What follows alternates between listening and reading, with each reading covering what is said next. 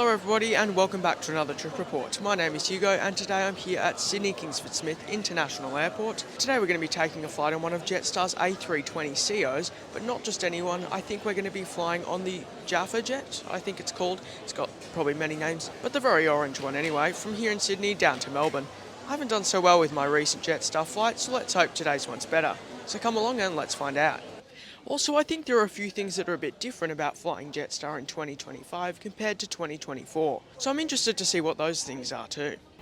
Both Jetstar and Virgin Australia operate from Terminal 2 at Sydney Airport, so because I just arrived off a Virgin Australia flight, I'm already airside at Terminal 2. I didn't need to go to landside since I didn't have any checked baggage and I could just do online check-in. Terminal 2 has plenty of options to get something to eat or drink, and there's also places where you can do some shopping.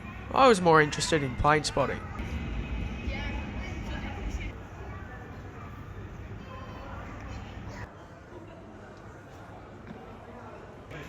Speaking of planes, there's my ride to Melbourne. Victor Hotel Victor Golf Foxtrot is a 2010 built Airbus A320-232, which is delivered new to Jetstar Airways. Since 2014, this aircraft's been painted in the 10th anniversary special livery, which on one side has hashtag Jetstar Generation, and on the other side it says Low Fares Forever. Also, this aircraft's fitted with 2 IAE engines. As previously mentioned, this aircraft does have some nicknames. I think Jaffa Jet is probably the most common. If anyone knows what is the meaning of Jaffa, please let me know in the comments. But I also think it gets called the Carrot or something sometimes, but I'm sure there's others, and if you know them and you'd like to share them in the comments, then I would be interested to know.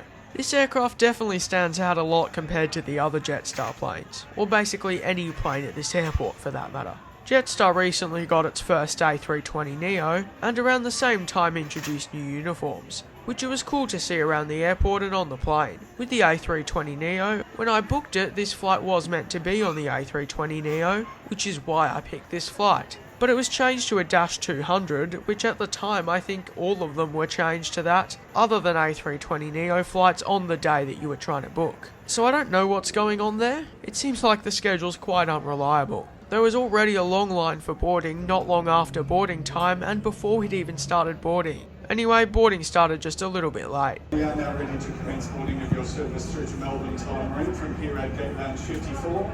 As you come forward, please have your boarding pass ready for scanning. If you are using a mobile phone, please ensure we can see the boarding pass on the screen and your phone is set to 100% brightness.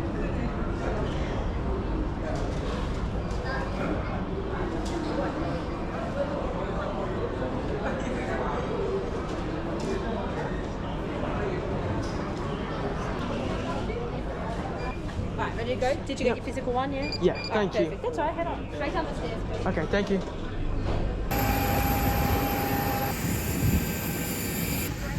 Welcome on board one of Jetstar's A320ceos with 186 seats. Some of them only have 180 and feature a different seat type. On this aircraft you'll find Recaro BL3530 seats in a 3-3 configuration. My seat for this flight was 24A. Used during takeoff.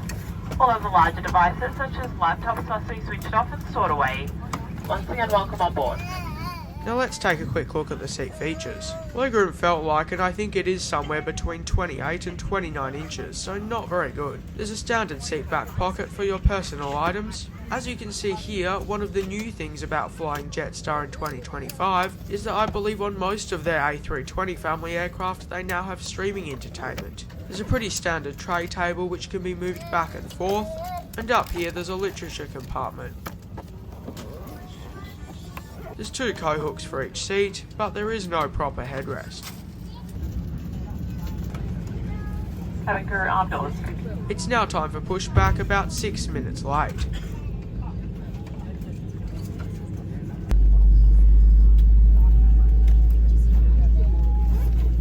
As we prepare for takeoff, it is important that you are familiar with the safety features of this A320 aircraft. Please watch the crew member closest to and listen carefully. Hello again. We want you to have a safe and enjoyable flight. So please listen closely while we take you through the safety requirements for our Airbus A320. Your crew are highly trained to help keep you safe. Check that your seat back is upright, your tray table is stowed away, your armrest is lowered, and your window shade is open.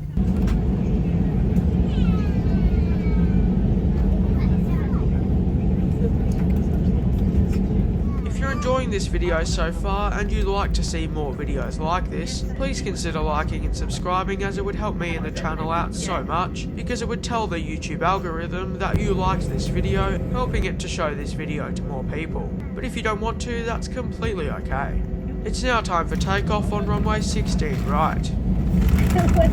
What the fuck?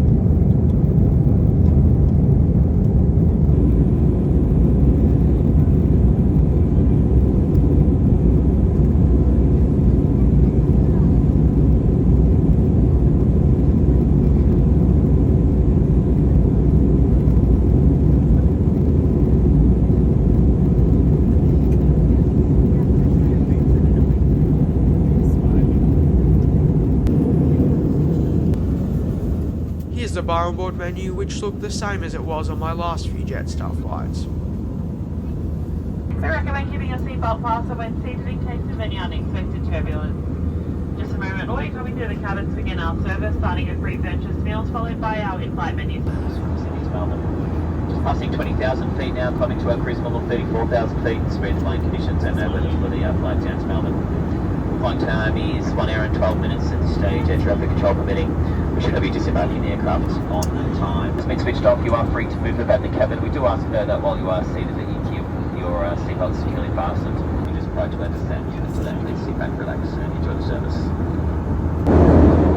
As previously mentioned, Jetstar now has streaming entertainment on I think most if not all of its A320 family aircraft. Not particularly surprisingly, there is a fee for it though, but it is cheaper than the seatback entertainment screens on the 787. The selection seems solid, and I think that the prices were reasonable. Though basic, I was happy to see that the moving map was available for free.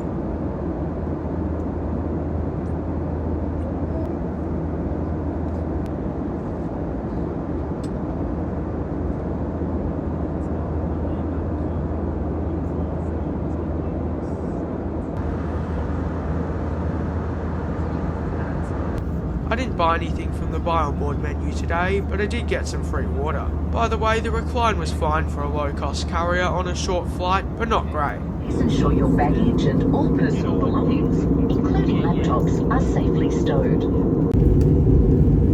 As we descend into Melbourne, please allow me to conclude this flight with Jetstar. Online check-in was fine. Boarding wasn't great though. They didn't seem to be doing it by groups other than which entry you use, and there was a long line, but it worked okay. The seat was basic but clean enough and okay for a 1 hour flight. The entertainment offering was really what I'd expect from an airline like Jetstar in 2025, but I was happy with that. The in-flight service was just as usual. The prices were okay for an Australian airline, there was a good selection and free water. If you ask, as you also can buy bottled water. I didn't have many interactions with the crew, but they seemed friendly, though not above and beyond in that regard. Based on my observations purely, they did seem to be doing a good job at pre-landing checks. Overall, I had a good Jetstar flight. It wasn't super smooth and easy, but it wasn't bad or super stressful either. But it got me from A to B basically on time and safely. This time it seemed like it was pretty clean on board too. Basically, this experience just matched the price. Unfortunately, I haven't found all of my Jetstar experience to be this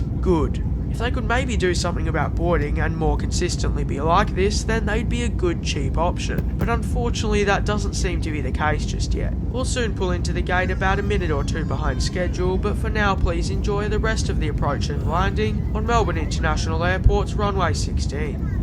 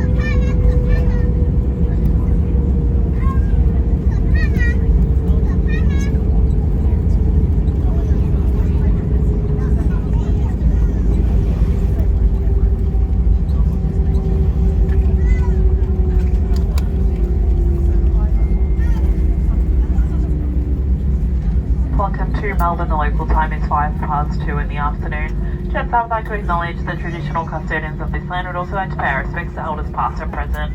On behalf of the team, it's been a pleasure having you on board. Today we'll exit through the forward and rear doors. Please follow directions of our team, and for your safety, remember to be steady on the stairs and hold on to the handrail. Once again, it's been a pleasure having you on board. We look forward to seeing you all again soon. Thank you and good afternoon.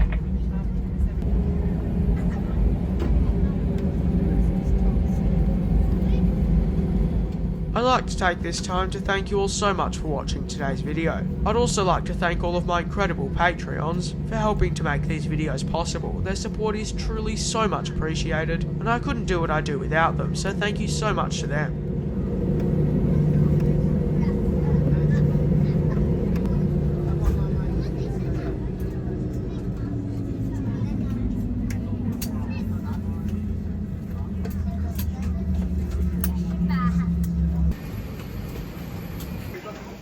Once again, I'd like to thank you all so much for watching. I hope you have an amazing day, and I look forward to hopefully seeing you in my next trip report next Saturday at 5 PM Melbourne time.